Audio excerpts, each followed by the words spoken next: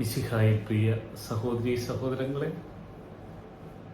നാം ക്രിസ്തുവിനെ രക്ഷകനും നാഥനുമായി സ്വീകരിച്ചുകൊണ്ട് നമ്മളിലെ ഏൽപ്പിച്ചിരിക്കുന്ന ദൗത്യങ്ങളെ പൂർത്തീകരിച്ചുകൊണ്ടുള്ള ഒരു യാത്രയാണല്ലോ ഇന്ന് നമ്മുടെ സഭയിൽ വളരെയധികം വിഷമത്തോടുകൂടി ജീവിക്കുന്ന, ദൈവരാജ്യത്തിനു വേണ്ടിയും യേശുവിനു വേണ്ടിയും ജീവിക്കുന്ന ദൈവമക്കളുണ്ട്. എന്നാൽ അവരെല്ലാവരും ആ വിഷമത്തിനിടയിലും പ്രത്യാശയോടുകൂടിയുള്ള ഒരു യാത്രയിലൂടെയാണ്. എന്നാലും അവരിൽ ഒരു ചിന്ത വന്ന് കൂടിയിട്ടുണ്ട് എന്ന സത്യം ബോധ്യപ്പെടുത്തുവാനായിട്ട് വേണ്ടിയാണ് ഞാനിപ്പോൾ സംസാരിക്കുന്നത്. പ്രത്യേകിച്ച് എറണാകുളം അങ്കമാലി അതിരൂപതയിൽ കർത്താവിൻ്റെ സഭയ്ക്കെതിരെ പ്രവർത്തിക്കുന്ന സഭയിൽ തന്നെയുള്ള ശത്രുക്കൾ, പ്രത്യേകിച്ച് സഭയെ നയിക്കുവാനായിട്ട്, ദൈവ മക്കൾക്ക് നന്മയെ, ദൈവവചനത്തെ ബോധ്യപ്പെടുത്തുവാനായിട്ട് തിരഞ്ഞെടുക്കപ്പെട്ട പല സഭ അധികാരികളും ധ്യാന ഗുരുക്കന്മാരും പുരോഹിതരും സന്യസ്തരുമെല്ലാം യേശുവിനെ കൈവെടിഞ്ഞുകൊണ്ട് സാത്താനുമായി രമ്യപ്പെട്ടുകൊണ്ട് ഇന്ന് യേശുവിനെ ലോകമെങ്ങും അവഹേളിക്കുമ്പോൾ, നിന്ദിക്കുമ്പോൾ നാം ഏത് രീതിയിലായിരുന്നു പ്രവർത്തിക്കേണ്ടിയിരുന്നത്? തീർച്ചയായും ദൈവം തെരഞ്ഞെടുത്ത വ്യക്തികൾ അവർ ശക്തരാണ്, അവർ ധൈര്യമുള്ളവരാണ്. എത്ര പ്രലോഭനങ്ങൾ ഉണ്ടായാലും അവർ ആ ദൈവരാജ്യത്തെയും രക്ഷകനായ യേശുവിനെയും പ്രതി എന്തെല്ലാം സഹനങ്ങൾ സഹിച്ചാലും കർത്താവിനെ തള്ളിക്കളയുവാനോ കർത്താവിനെതിരെ പിറുപിറുക്കുവാനോ അവർ ആഗ്രഹിക്കുന്നില്ല. ദൈവത്തെ സ്തുതിച്ചുകൊണ്ട്, ദൈവമഹത്വത്തെ പ്രഘോഷിച്ചുകൊണ്ട് ആരാധിക്കുവാൻ അവരുടെ ഹൃദയം വെമ്പുന്നുണ്ട്. എന്നാലും ഈ വിശുദ്ധ ഗ്രന്ഥത്തിൽ ഉൽപ്പത്തി മുതൽ വെളിപാട് വരെ കർത്താവിൻ്റെ വചനത്തിലൂടെ നാം മനസ്സിലാക്കുന്നത് നന്മയും തിന്മയുമായിട്ടുള്ള പോരാട്ടം തന്നെയല്ലയോ? അവസാന ഭാഗങ്ങളിൽ കർത്താവിൻ്റെ വചനം നമ്മളെ ബോധ്യപ്പെടുത്തുന്നുണ്ട്. വെളിപാട് പുസ്തകം പാത്മോസ് ദ്വീപിൽ വെച്ചിട്ട് വിശുദ്ധ യോഹന്നാൻ എഴുതിയതാണെന്നുള്ള കാര്യം നാം എല്ലാവരും അറിയുന്നുണ്ട്. ദൈവരാജ്യത്തിൻ്റെ ദർശനത്തെക്കുറിച്ചുള്ള ബോധ്യമാണ് അതേ കർത്താവിൻ്റെ രണ്ടാം വരവിനെ കുറിച്ചിട്ട്, വിധിയാളനായിട്ട് വരുന്ന യേശുവിനെ കുറിച്ച്, ആ യേശു എന്താണ് ചെയ്യുവാൻ പോകുന്നതെന്നുള്ള കാര്യം കേൾക്കാൻ ചെവിയുള്ളവൻ കേൾക്കട്ടെ എന്ന് വചനം പറയുന്നത്. നാം എല്ലാവർക്കും ചെവികളുണ്ടെങ്കിലും നാം ശ്രവിക്കുന്നില്ല. നമുക്ക് കണ്ണുകളുണ്ടെങ്കിലും നാം അന്ധരായി ഭവിക്കുന്നു. അതെ, നമ്മുടെ ആത്മീയ ഇന്ദ്രിയങ്ങൾ തുറന്നാൽ മാത്രമേ ദൈവവചനത്തെ മനസ്സിലാക്കുവാൻ സാധ്യമാവൂ. ആ അന്തരീന്ദ്രിയങ്ങൾ തുറക്കണമെങ്കിൽ പിതാവായ ദൈവത്തിൽ നിന്നും നമുക്ക് കൃപ ലഭിച്ചിരിക്കണം. വഴിയും സത്യവും ജീവനുമായ യേശുവിലൂടെ അല്ലാതെ ഒരുവനും സ്വർഗീയ രാജ്യത്തിലേക്ക് പ്രവേശിക്കുവാൻ സാധ്യമല്ല എന്ന് വചനം പറയുമ്പോൾ, അതെ, ദൈവരാജ്യത്തിൻ്റെ രഹസ്യങ്ങൾ ചുരുളയുന്ന ഒരു ഭാഗമാണ് വെളിപാടിലൂടെ ഇനി സംഭവിക്കാനായിട്ട് പോകുന്നത്. കർത്താവിൻ്റെ 7 സഭകളിലേക്ക് അവിടെ ദൈവത്തോട് ചേർന്ന് പ്രവർത്തിക്കുന്ന പലരുടെയും പ്രവർത്തനങ്ങളെക്കുറിച്ച് വളരെയധികം അഭിനന്ദിക്കുന്നതോടൊപ്പം തന്നെ അവരിൽ ഉണ്ടായിട്ടുള്ള വിശ്വാസത്തിൻ്റെ കുറവ്, അല്ലെങ്കിൽ മുമ്പുണ്ടായിരുന്ന വിശ്വസ്തത കുറഞ്ഞുവോ എന്ന ക്വസ്റ്റ്യൻ ഈ 7 സഭകൾക്കും അയക്കുന്ന കത്തുകളിൽ വിവരിക്കുന്നുണ്ട്. കർത്താവിൻ്റെ സഭയോട് ചേർന്ന് നിൽക്കുമ്പോഴും നമ്മളുടെ വിശ്വസ്തത നഷ്ടപ്പെടുന്ന പല പ്രയാസങ്ങൾ വരുമ്പോഴും നാം മുറുകെ പിടിക്കുക. കാരണം പ്രലോഭകൻ നമ്മളെ കർത്താവിൽ നിന്ന് എടുത്തു മാറ്റുവാൻ വളരെയധികം സഹനങ്ങളും പീഡകളും നമ്മളിലേക്ക് ചൊരിയും. അവിടെയെല്ലാം പിടിച്ചു നിൽക്കുവാൻ പരിശുദ്ധാത്മാവിൻ്റെ നിറവ് നമ്മളിലേക്ക് വരണം. ഇന്ന് നമുക്ക് പല വ്യക്തികളും അവരുടെ ആവശ്യങ്ങൾ മാത്രം കാണുവാനായിട്ട് വേണ്ടി ദേവാലയങ്ങളും ധ്യാന മന്ദിരങ്ങളും നിറയുമ്പോൾ കർത്താവിനെ വേണ്ടവർ വളരെ ചുരുക്കം തന്നെയെന്ന് പറയാതിരിക്കുക വയ്യ. തൽക്കാലമുള്ള പ്രയാസങ്ങളിൽ നിന്നും മോചനം നൽകിക്കൊണ്ട് നിത്യമായ ജീവനിലേക്ക് പ്രവേശിക്കുവാനുള്ള അവസരങ്ങൾ ലഭിക്കുമ്പോൾ ആ താൽക്കാലികതയെ മാത്രം താലോലിച്ചുകൊണ്ട് ജീവിക്കുന്ന, അല്ലെങ്കിൽ അതിനുവേണ്ടി വിശ്വസ്തയോട് നിൽക്കുന്ന വ്യക്തികളെ മാത്രമേ കാണുള്ളൂ. സഹനങ്ങളും പീഡകളും വരുമ്പോൾ കർത്താവിനെ ഒറ്റുകൊടുത്ത പോലെ, കർത്താവിനെ തള്ളിപ്പറഞ്ഞ പോലെ നാം ഒരിക്കലും കർത്താവിൻ്റെ സഭയെ തള്ളിപ്പറയരുത്. കാരണം അന്തിമ വിജയം ആദ്യവും അന്തവുമായ ദൈവത്തിനു വേണ്ടി മാത്രമാണ്.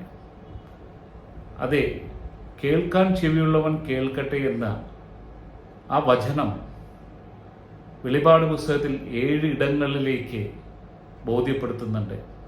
അവിടെയെല്ലാം കർത്താവിൻ്റെ ആത്മാവ് നമ്മളെ ബോധ്യപ്പെടുത്തുന്നത് നമ്മുടെ വിശ്വസ്തത കൂട്ടുക എന്നതാണ്. കർത്താവിൻ്റെ ഈ വചനം ഈ കാലഘട്ടത്തിൽ വളരെയധികം പ്രസക്തമാണ്. കാരണം അവസാന നാളുകളിലേക്ക് നാം സഞ്ചരിക്കുമ്പോൾ കർത്താവിൻ്റെ ദൂതൻ നമ്മളെ ബോധ്യപ്പെടുത്തുന്നു, ഇത് അവസാന കാലഘട്ടമാണ്.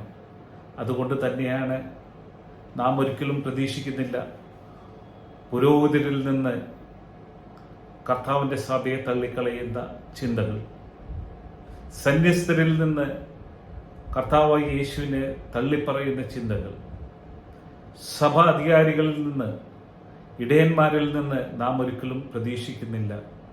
നാം എല്ലാം നമ്മുടെ ചെറുപ്പത്തിലും മറ്റും ഇവരെക്കുറിച്ച് ചിന്തിച്ചുകൊണ്ടിരുന്നത് നല്ല ഇടയന്മാരെന്നായിരുന്നു. എന്നാൽ യേശുവിന് വേണ്ടി പ്രവർത്തിക്കുന്ന, യേശുവിനെ കാംക്ഷിക്കുന്ന, യേശുവിന് വേണ്ടി ജീവിതം ബലിയർപ്പിക്കുന്ന വ്യക്തികളെല്ലാം തഴഞ്ഞുകൊണ്ട് ഈ ഇടയന്മാരും പുരോഹിതരും സന്യസ്തരും സാത്താനോട് കൂടെ ചേർന്ന് ദൈവത്തിൻ്റെ സഭയെ, യേശുവിനെ പീഡിപ്പിക്കുന്ന ഒരു കാലഘട്ടത്തിലാണ് നാം സഞ്ചരിച്ചു കൊണ്ടിരിക്കുന്നത്. അതുകൊണ്ട് നമ്മളിൽ പരിശുദ്ധാത്മാവിനാൽ നിറഞ്ഞ് ജ്ഞാനത്തെ സ്വീകരിച്ചുകൊണ്ട് ഈ കാലയളവിൽ ദൈവത്തിനോട്, ദൈവരാജ്യത്തോട് ചേർന്ന് നമുക്ക് ദൈവപിതാവിനോടൊപ്പം ജീവിക്കുവാൻ, ദൈവത്തെ മഹത്വപ്പെടുത്തുവാൻ, ആരാധിക്കുവാൻ അവസരം ലഭിക്കുന്ന അവസാന കാലഘട്ടത്തിലേക്ക് നീങ്ങുമ്പോൾ നാം ആ കേൾക്കാൻ ചെവിയുള്ളവൻ കേൾക്കട്ടെ എന്നുള്ള ശബ്ദം നമ്മളിൽ മുഴങ്ങട്ടെ. ഇനിയും സഭയിൽ വലിയ വലിയ തകർച്ചകൾ സംഭവിക്കാൻ പോവുകയാണ്. നാം ഉദ്ദേശിക്കുന്നതിൽ ഉപരിയായിട്ടുള്ള തകർച്ചകൾ ഇന്ന് സംഭവിക്കും. കാരണം ഇത് നന്മയും തിന്മയുമായിട്ടുള്ള പോരാട്ടമാണ്. നമ്മുടെ വിശ്വസ്തതയാണ് കർത്താവിനോടുള്ള തെളിയിക്കേണ്ടത്. കാരണം ഒറ്റുകൊടുക്കുന്നവരും ഓടി ഒളിക്കുന്നവരുമെല്ലാം ഇന്ന് നമ്മൾ കാണും. എന്നാൽ കർത്താവിനോട് ചേർന്ന് കർത്താവിൻ്റെ വിധി ദിവസത്തിൽ കർത്താവിനോടൊപ്പം വാനമേഘങ്ങളിൽ നമ്മളും എടുക്കപ്പെടുവാനുള്ള അവസരം കർത്താവ് നമുക്ക് ഒരുക്കിത്തരികയാണ് ഈ സഹനങ്ങളിലൂടെ. എന്തുകൊണ്ട് സഭയിൽ ഇത് സംഭവിക്കുന്നു എന്ന് നിങ്ങൾ ആശങ്കപ്പെടേണ്ട ആവശ്യമില്ല. കാരണം വചനം നമ്മൾ ഉദ്ബോധിപ്പിക്കുന്നുണ്ട്. കർത്താവിൻ്റെ ശിഷ്യന്മാർ ലോകാവസാനത്തെക്കുറിച്ചിട്ട് ചോദിക്കുമ്പോൾ കർത്താവ് അവർക്ക് നൽകുന്ന മറുപടി നാം മനസ്സിലാക്കണം. യുദ്ധങ്ങളും കെടുതികളും മഹാമാരികളും എല്ലാം സംഭവിക്കും. അപ്പോൾ അത് അവസാന നാളുകളാണെന്ന് നിങ്ങൾ ശങ്കിക്കേണ്ട. എന്നാൽ നിങ്ങൾ മനസ്സിലാക്കുക,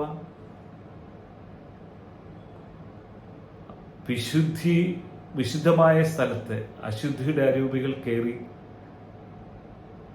വാഴുമ്പോൾ നാം മനസ്സിലാക്കുക, കർത്താവിൻ്റെ വിധിയാളനായിട്ടുള്ള വരവിൻ്റെ ദിവസങ്ങൾ അടുത്തുവെന്നത്.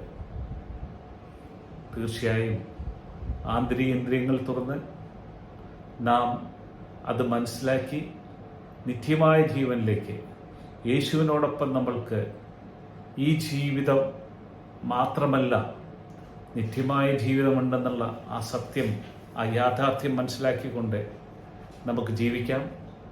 പല പ്രയാസങ്ങൾ വന്നു കഴിഞ്ഞാലും യേശുവിനെ നാം തള്ളിപ്പറയാതെ യേശുവിൻ്റെ രക്ഷയെ മാത്രം കാംക്ഷിച്ചുകൊണ്ട് നമുക്ക് മുന്നേറാം. നമ്മോടൊപ്പം വളരെയധികം ആൾക്കാർ ഉണ്ടായില്ലെങ്കിലും കർത്താവിൻ്റെ വചനം പറയുന്നുണ്ടല്ലോ, ബാലിൻ്റെ മുന്നിൽ മുട്ടുകുത്താത്ത 7000 പേരെ മാറ്റി വച്ചിട്ടുണ്ട് എന്ന്. തീർച്ചയായിട്ടും പല രോധനങ്ങളും വേദനകളും പീഡകളും വരുമ്പോൾ കർത്താവിനെ തള്ളിപ്പറഞ്ഞ് പോകുന്നവരുടെ വിശ്വസ്തത എന്തെന്ന് തിരിച്ചറിയാനുള്ള കാലഘട്ടത്തിലൂടെയാണ് നാം ഇപ്പോൾ കടന്നുപോയിക്കൊണ്ടിരിക്കുന്നത്. അതിനാൽ നാം ജാഗരൂകരായിരിക്കുക. കർത്താവിൻ്റെ സുവിശേഷത്തിൽ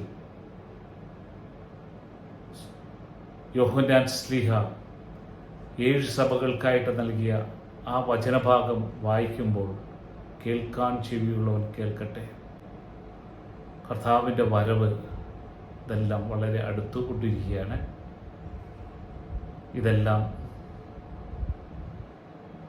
ഓരോ സമയത്തും സംഭവിക്കാനുള്ളത് കർത്താവിൻ്റെ ആത്മാവ് നമ്മെ ബോധ്യപ്പെടുത്തുന്നു. നിങ്ങൾക്കേവർക്കും നിത്യരക്ഷയിലേക്ക് പ്രവേശിക്കുവാനുള്ള യോഗ്യത കർത്താവ് നമുക്ക് ഏവർക്കും നൽകട്ടെ. ഓരോ സഹനങ്ങളിലും ഇന്ന് സഭയിൽ സംഭവിച്ചിരിക്കുന്ന അധപ്പതനങ്ങളിലുമെല്ലാം നാം കർത്താവിനോട് ചേർന്ന് കർത്താവിനോട് പ്രാർത്ഥിക്കാം. കർത്താവേ, ഞങ്ങളോട് കരുണയുണ്ടാകണമേ. ഞങ്ങൾ ചെയ്തു പോയിട്ടുള്ള എല്ലാ തെറ്റുകൾക്കും മാപ്പപേക്ഷിക്കുന്നതോടൊപ്പം കർത്താവെ, അവിടുത്തെ കരുണയിൽ ഞങ്ങളെ പെടുത്തി സ്വർഗീയ രാജ്യത്തിലേക്ക് പ്രവേശിക്കുവാനായിട്ടുള്ള അവസരം നൽകുന്നതിനോർത്ത് ഞങ്ങൾ നന്ദി അർപ്പിക്കുന്നുവെന്ന് നമുക്ക് ഉച്ചത്തിൽ പ്രാർത്ഥിക്കാം. സഭയോട് ചേർന്ന്, യേശുവിനോട് ചേർന്ന്, പിതാവായ ദൈവത്തിനോട് ചേർന്ന് പരിശുദ്ധാരൂപിയാൽ നമുക്ക് ദൈവത്തെ പ്രകീർത്തിക്കാം. അതിനായിട്ടുള്ള എല്ലാ കൃപാവരങ്ങളും ദൈവത്തിനോട് ചേർന്നിട്ടുള്ള സഭയോട് ചേർന്ന് ജീവിക്കുന്ന എല്ലാ കുടുംബങ്ങൾക്കും ഉണ്ടാകട്ടെ എന്ന് പ്രാർത്ഥിച്ചുകൊണ്ടും ആശംസിച്ചുകൊണ്ടും ബ്രദർ തോമസ് ജോർജ്.